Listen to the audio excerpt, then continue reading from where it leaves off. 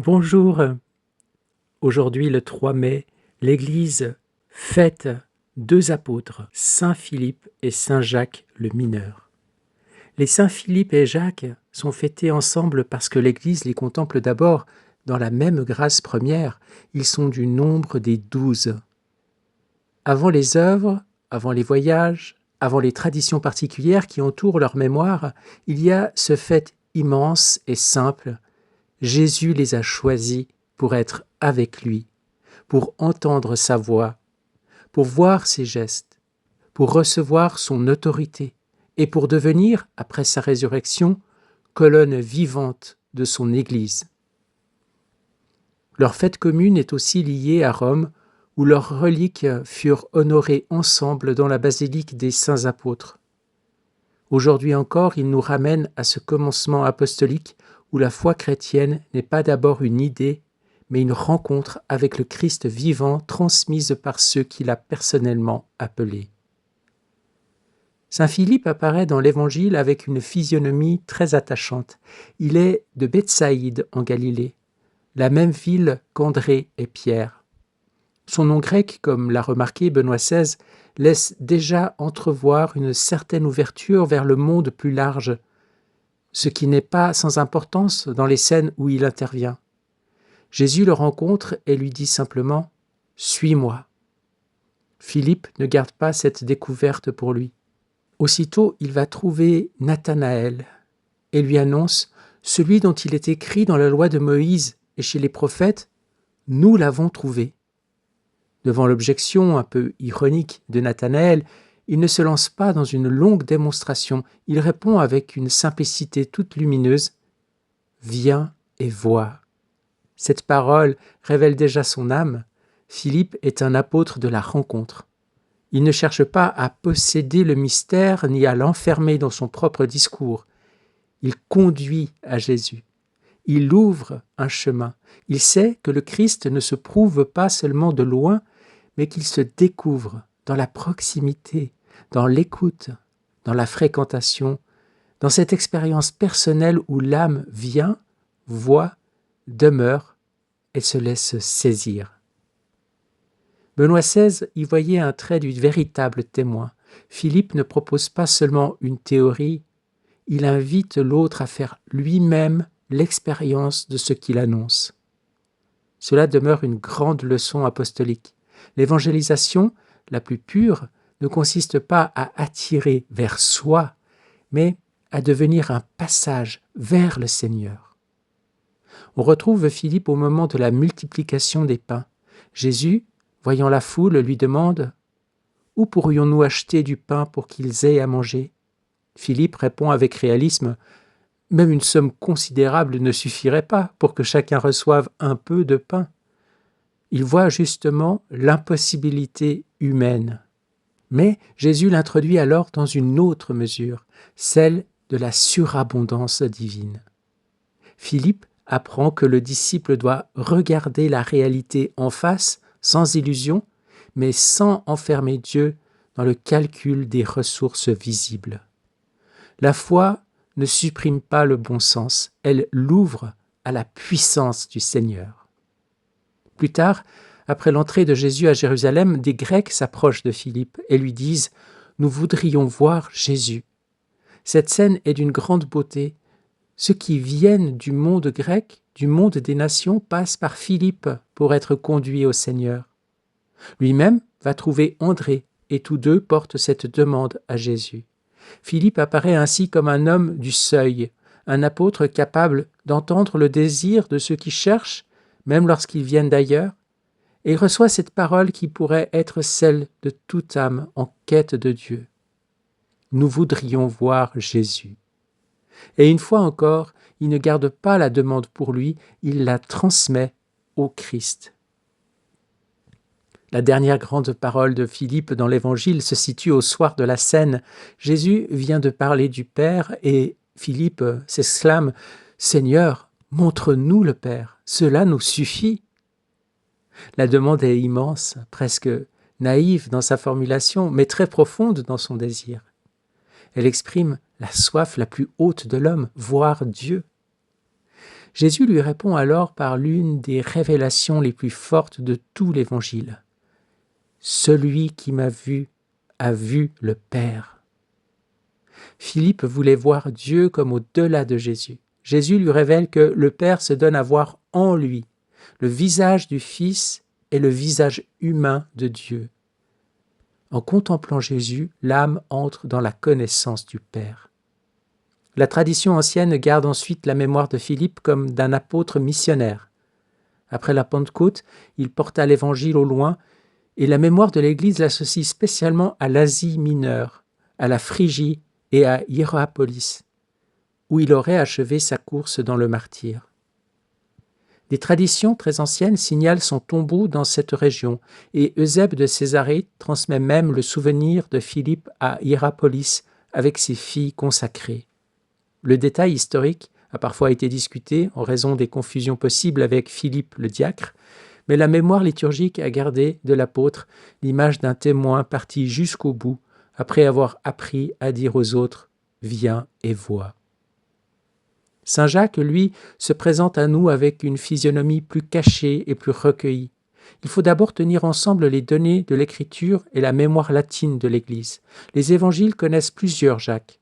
Jacques le Majeur, fils de Zébédée et frère de Jean, Jacques, fils d'Alphée, compté parmi les 12, et Jacques, appelé frère du Seigneur, selon un usage sémitique de parenté que l'Église latine a souvent compris dans le sens de proches parents. Dans la tradition liturgique occidentale, Jacques, fils d'Alphée, est contemplé sous les traits de Jacques le Juste, premier responsable de l'Église de Jérusalem. Le Nouveau Testament lui donne une place très forte après la résurrection. Saint Paul rappelle que le Seigneur ressuscité est apparu à Jacques. Dans l'Église de Jérusalem, il devient une figure de référence, au point que Paul le nomme parmi les colonnes avec Pierre et Jean. Au Concile de Jérusalem, lorsque se pose la question décisive de l'accueil des païens dans l'Église, Jacques intervient avec sagesse. Il ne rompt pas le lien vivant avec Israël, mais il reconnaît que les croyants venus des nations ne doivent pas être accablés par tout le joug de la loi mosaïque. Il contribue ainsi à ouvrir largement les portes de l'Église sans trahir ses racines. La mémoire ancienne lui a donné le beau nom de Juste. Eusèbe le présente comme un homme d'une sainteté austère, profondément priant, qui entrait au temple et intercédait pour le peuple. On disait que ses genoux étaient devenus comme ceux d'un chameau, tant il les pliait dans la prière pour demander pardon au Seigneur. Cette image si concrète donne à sa figure une force extraordinaire. Jacques n'est pas seulement un homme de gouvernement ecclésial, il est un intercesseur. Il porte le peuple devant Dieu. Il dirige l'Église de Jérusalem en homme agenouillé. Son martyre vient couronner cette vie de justice et de prière. La tradition, rapportée par Hégésippe, le montre placé sur le sommet du temple pour qu'il détourne le peuple de la foi au Christ. Mais au lieu de renier Jésus, il le confesse comme le Fils de l'homme, assis à la droite de Dieu. Alors, on le précipite, on le lapide, et un homme l'achève d'un coup de bâton. Dans cette mort, Jacques ressemble profondément au Christ et au premier martyr Étienne. Il prie pour ceux qui le tuent. La justice qu'il habite n'est pas dureté contre les pécheurs, mais fidélité à Dieu jusqu'à l'offrande de soi.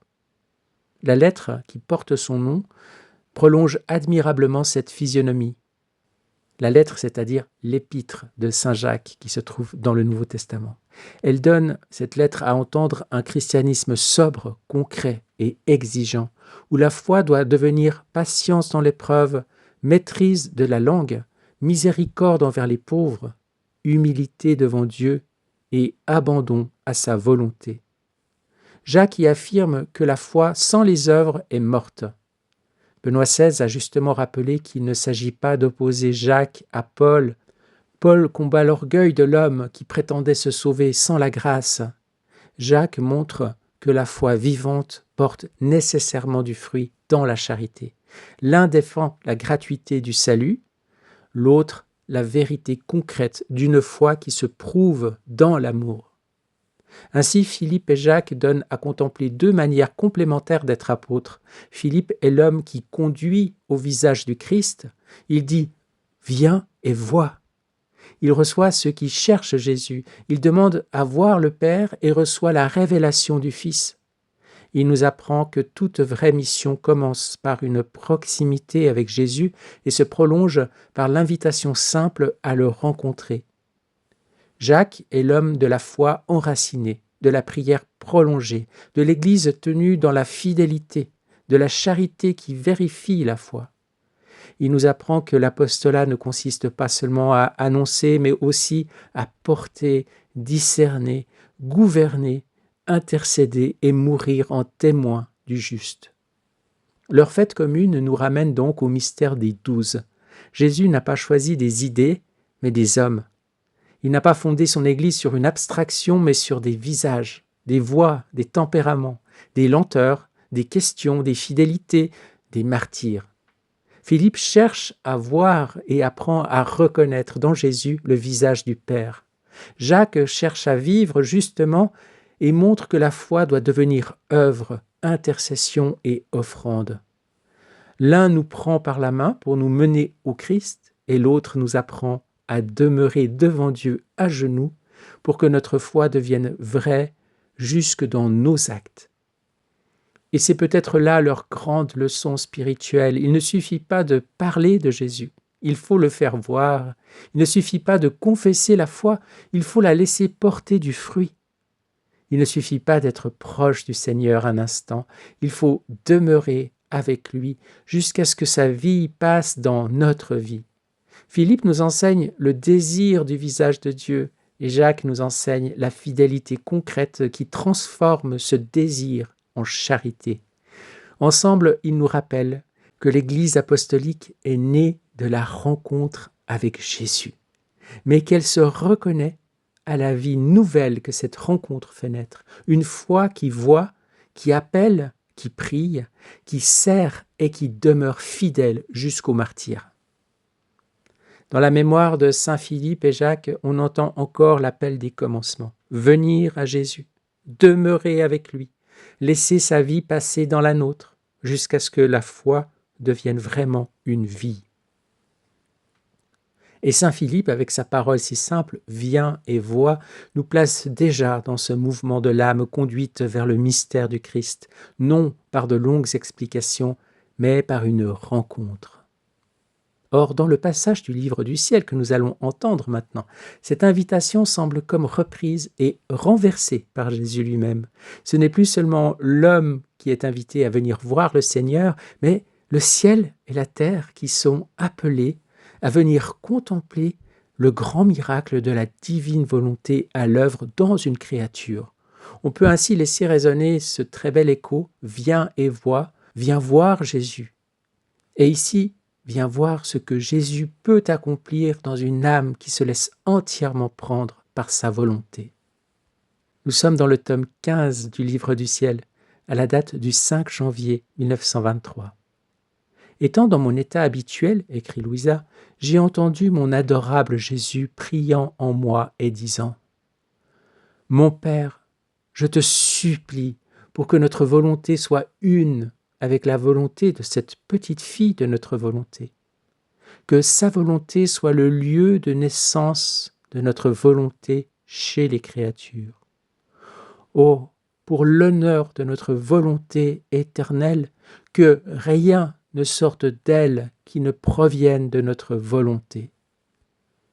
Pour obtenir cela, je t'offre tous les actes de mon humanité, tous accomplis dans notre adorable volonté. » Ensuite, il y eut un profond silence. Je ne sais comment j'ai senti que j'étais à l'intérieur des actes réalisés par Jésus et que je circulais en les parcourant l'un après l'autre, accomplissant mes propres actes en union avec les siens. Cela infusa une grande lumière en moi, de sorte que Jésus et moi étions immergés dans une mer de lumière. Sortant de mon intérieur, il se mit debout, la plante de ses pieds sur mon cœur. En voyant la main de laquelle émanait plus de lumière que de soleil, il cria fortement Venez, tous, anges saints, voyageurs, générations, venez voir le plus grand miracle jamais vu, ma volonté à l'œuvre dans une créature. À la voix mélodieuse et vibrante de Jésus qui remplissait le ciel et la terre, les cieux s'ouvrirent et tous accoururent et regardèrent en moi pour voir comment la volonté divine était à l'œuvre. Tous étaient ravis et remercièrent Jésus pour un tel excès de bonté. J'étais confuse et humiliée et je lui ai dit « Mon amour, mais que fais-tu ? Il semble que tu veux me montrer à tous que je sois un point de mire. Mais quelle répugnance je ressens !» Alors Jésus me dit « Ah, ma fille, c'est ma volonté que je veux faire connaître à tous et présenter comme les nouveaux cieux et la voie vers une nouvelle génération. Tu seras comme enseveli dans ma volonté. Elle doit être comme l'air que l'on respire. Même si on ne la voit pas, on la sent. Elle pénètre partout, même les tissus les plus opaques. Elle donne vie à chaque battement de cœur. Où qu'elle entre, que ce soit dans la noirceur, dans les grandes profondeurs ou dans les endroits les plus secrets, elle soutient la vie de tout. Ma volonté sera en toi plus que l'air. À partir de toi, elle se fera la vie de tout. Sois donc très attentive et suis la volonté de ton Jésus. Par ta vigilance, tu sauras où tu es et ce que tu fais. Ta vigilance te fera apprécier et estimer davantage le palais divin de ma volonté. Suppose qu'une personne se trouve dans le palais du roi sans savoir que l'édifice appartient au roi. Elle sera distraite et se promènera en parlant et en riant. Elle ne sera pas disposée à recevoir les cadeaux du roi. Cependant, si elle sait qu'il s'agit du palais du roi, elle examinera attentivement tout ce qui s'y trouve et appréciera tout. Elle marchera sur la plante des pieds, parlera bas et surveillera attentivement pour voir de quelle pièce le roi surgira. Elle sera remplie de l'espoir de recevoir de beaux cadeaux du roi. Tu vois, la vigilance est la voie de la connaissance. La connaissance change la personne ainsi que sa perception des choses, la disposant à recevoir des cadeaux importants. Puisque tu es dans le palais de ma volonté, tu recevras beaucoup, afin de pouvoir donner à tous tes frères.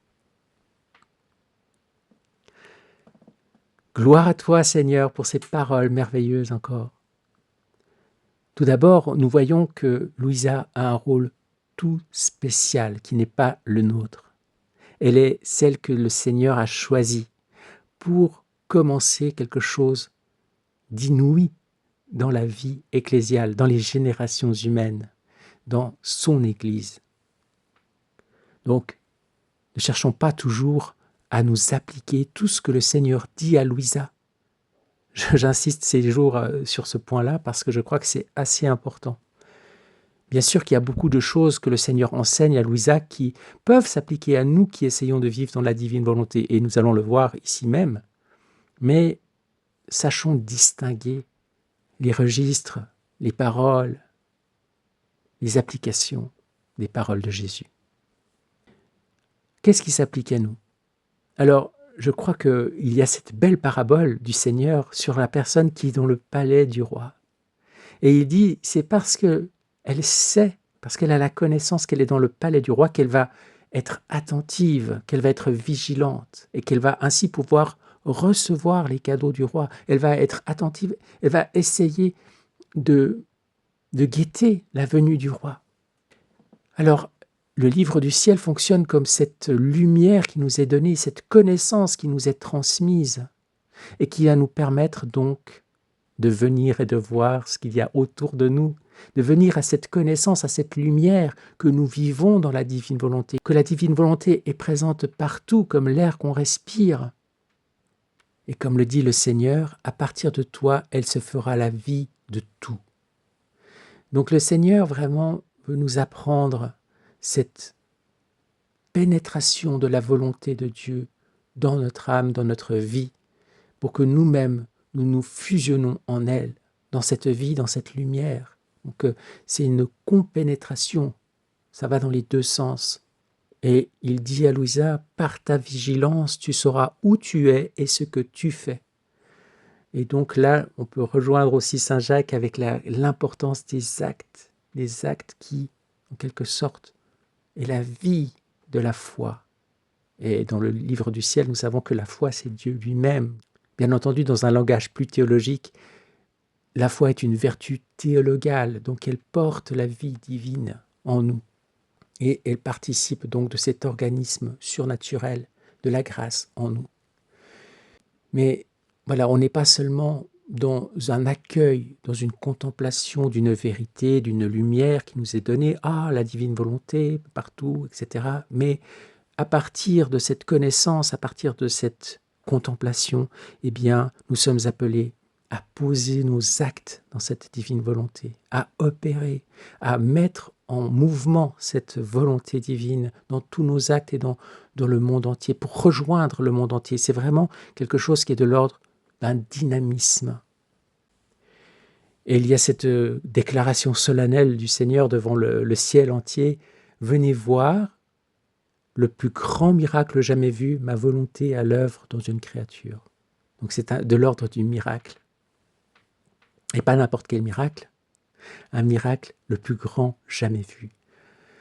Nous sommes à un moment charnière de la vie de Louisa. Juste au début du passage, le Seigneur semble faire cette prière où il demande au Père la réalisation en fait de ce grand mystère. Donc il dit que sa volonté soit le lieu de naissance de notre volonté chez les créatures. Donc c'est la prière un petit peu inaugurale de ce qu'il veut faire avec Louisa, qui est donc cette volonté opérant dans la créature. Donc là, on est vraiment témoin d'un passage charnière dans l'économie de la sanctification du troisième fiat, si j'ose m'exprimer ainsi. Et ça commence par cette prière solennelle du Seigneur au Père, et après à cette déclaration solennelle du Seigneur devant le ciel entier, devant les anges, les bienheureux. Venez voir le plus grand miracle qui soit, la volonté opérant dans une créature. Autrement dit, dans une créature sur la terre. Nous pouvons en ce jour rejoindre les apôtres et particulièrement évidemment Saint Philippe et Saint Jacques et les offrir au Seigneur en récapitulant leur vie. Oui Seigneur, nous voulons faire nôtre tous les actes de Saint Philippe et de Saint Jacques. Nous voulons plonger toute leur vie, chacun de leurs actes dans le grand bain de lumière de ta divine volonté. Nous voulons apposer le sceau de ta divine volonté sur chacun de ces actes. Nous voulons mettre notre « je t'aime », « je te bénis »,« je t'adore » et « je te loue » sur chacun de leurs actes, pour te les offrir au nom de tous et pour tous, en hommage, et pour ta joie et ton bonheur, pour réjouir le ciel et la terre. Donne-nous cette grâce, Seigneur, que tu puisses encore t'exclamer « Venez voir ce grand miracle, ce plus grand des miracles d'une volonté divine opérant dans la créature sur la terre.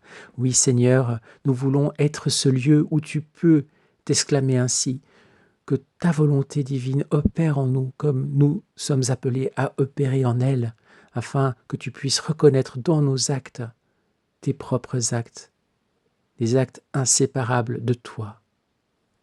Que ton soleil divin se lève en nous, Seigneur, en ce jour, et donne-nous à chaque instant d'être conscients que tu es présent, que nous respirons ta divine volonté, que nous marchons sur le sol qui est ta divine volonté, que ta divine volonté est notre lumière, que ta divine volonté se trouve au-dessus de nous, à nos côtés, dans la profondeur de notre cœur. Dans la profondeur de notre cœur. Viens, divine volonté, de sorte que mes pensées soient tes pensées, ma parole soit ta parole, mes gestes soient tes gestes, mes actes soient tes actes, mon amour soit le divin amour éternel de Dieu. Amen.